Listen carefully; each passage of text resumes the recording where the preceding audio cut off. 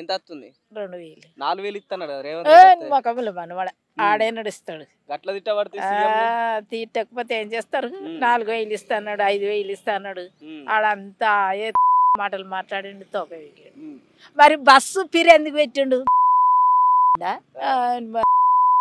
అదే రైతు బంధు పడితే మాకు ఇంత ఆధీనం ఉండు కదా, అవి లేకపోయి నువ్వు ఇట్లా ఊరుకోవాలంటే నీకు బస్ కిరా తప్పుతా అని ఉస్తా బస్సు పెట్టిండు. బస్సు పెట్టిండు. బస్సు అప్పుడు ఊళ్ళ పంట పోయినప్పుడు బస్సులు కిరాయి పెట్టుకొని పోకపోదుమా.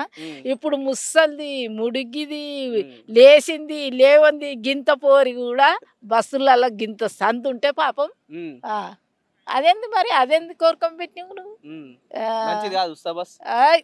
ఏం మంచిది అయ్యా బస్సు. ఒకటి మా దగ్గర ఎక్కితేనే జర సీటు దొరకాలి కానీ ఇక కేసారం పోయినమంటే మొత్తమే బంద్. సీటీల మీద కూర్చొని గోలోలు వడిసేస్తుర్రు. ఎందుకు పెట్టినావు నువ్వు పిరి బస్సు? ఆడ సంకరాక పెట్టిండు, ఏ మమ్మల్ని కొట్టిండు, పిరి బస్సు పెట్టిండు. ఏం లాభం? ఇప్పుడు నేనుంటే 2000 పింఛన్ ఇస్తా అన్నాడు. ఏది కేసీఆర్ అంటే 2000 పింఛన్ ఉంటది. రేవంత్ రెడ్డి అయితే 4000 ఇస్తా అన్నాడు. మరి నీకు 4000 వచ్చినాయా? మరి ఈయనేమిచ్చిండు? కాంగ్రెస్ వాళ్ళు ఏమిచ్చిండు? ఈడ వండుకొని ఎవరికి ఇచ్చిండో ఎవరికి పోయిండో ఎవడు తిన్నాడు. మరి 6 గ్యారెంట్లు అందుతున్నాయి తెలంగాణ ప్రజలందరికీ అంటుండు. మరి తెలంగాణ కాదా మరి అందుతలేవా? ఏడంతున్నాయి? ఏమంతున్నాయి? ఆయన చేసిన ఉద్దారకం ఏముంది ఈడ? మరి ఎటు చూసినా అదే చెప్తుండు కదా అవ్వ అందరికి ఇచ్చినా అని.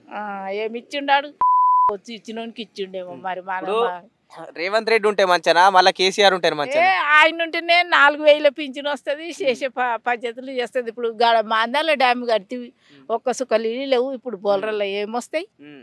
ఆ చెరువు ఇన్ని రోజులకోలే నీళ్ళు పెట్టేపటికే ఈ ఇత్తులను అన్ని, లేకపోతే సపోర్ట్ చేయక జాలించుకుంటాం. ఎంత ఉంది పొలం? ఎంత ఉంది మీకు? ఎకరన్నర ఉన్నది. మరి రైతు బంధు పడ్డా ఎకరన్నరకు? వాళ్ళే ఈయన ఎక్కిన నుంచి అయితే వాళ్ళే.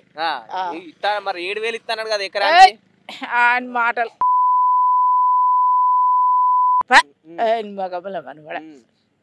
రేవంత్ రెడ్డిని ముందటస్తే రేవంత్ రెడ్డికి ఏమని అడుగుతావు, ఏం చెప్తావు? మరి ఏంది రాని ఏమయ్యా నువ్వు వచ్చిన నుంచి ఏమిచ్చినావు, ఏం చేసినావు? అడిగితే దమ్ము లేదా? రైతులందరూ ఆడ వచ్చే మనుషులు లేరు. ఏంది రేవంత్ వస్తే అంత అంత వీక్ ఆయన అంత కట్టిన ఇండ్లు అన్ని కూలగొట్టుకుంటా అది చేయబట్టి ఏం చేస్తుండు? మూసి పక్కన గూల కొడతా అంటున్నాడు. ఏడా మూసి కాల పక్కన ఉంటే గూల కొడతాడు. ఎన్ని పైసలు పెట్టి కట్టొచ్చు అది? అట్లా అర్థం ఉంది దానికి. మంచిది కాదా కూల కొట్టుడు? మంచిది కాదు. ఏడుస్తారు పాపం, కష్టం చేసుకుంటాడు.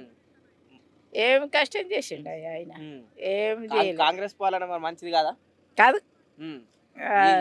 ఎవరుంటే మంచిగా ఉంటది? తెలంగాణ ఉంటేనే మంచిది. అంతేనా? ఇప్పుడు వాళ్ళు మరి అన్ని జరిపినాం, మేము తెలంగాణలో అన్ని ఇచ్చినాం కాబట్టి విజయోత్సవ సభలని ఒక కొత్త వ్యాపారం ముందేసుకున్నారు. మరి దాన్ని ఏం చెప్తావు దాని గురించి? దాంట్లో ఏం చెప్తామంటే ఆయన పెట్టిన ఆయన్నే చేసిన 5 ఏళ్ళకోలే 10 ఏళ్ళకోలే ఆయన చేసిండు, ఆయన పెట్టిండు. ఉన్నారు మన్మరాలు? అగేంది మీ మన్మరాలకి పెళ్ళి అయితే 1,00,000 ఇస్తా, మీదికి తులం బంగారం ఇస్తా అంటే వేస్ట్. అది వేస్ట్. పింఛన్ ఇయ్యలేదు ఆయన ఇస్తా అడుగు, వేస్ట్ దండుగా అంతే. ఇంకా పెళ్లి చేసిన వాళ్ళకు పథకం ఇస్తా అన్నాడు, ఏడిచ్చిండు. ఇంకా ఇంతవరకు ఇయ్యకనే పెళ్లి చేసిన వాళ్ళు మరి ఎవడిచ్చిండు? ఆయన ఇచ్చు, ఆయన ఉంటే ఇచ్చు. మరి ఇంట్లో ఆడపిల్ల ఉంటే మహాలక్ష్మి పథకం కింద 2500 ఇస్తా అన్నాడు. వచ్చినాయి మీ ఇంట్లో కన్నా? ఎవరికి లేవయ్యా, మీ బిడ్డలకు ఎవరికి లేవు. గవే 2000 పింఛన్ ఆ కేశ గారు ఇచ్చే పట్టుకుని గవే బతున్నాం. ఇన్ని రోజులకోలే గోళీలకు మందులకు దానికి దీనికి అవుతున్నాయి ఆయన ఇచ్చినాయి.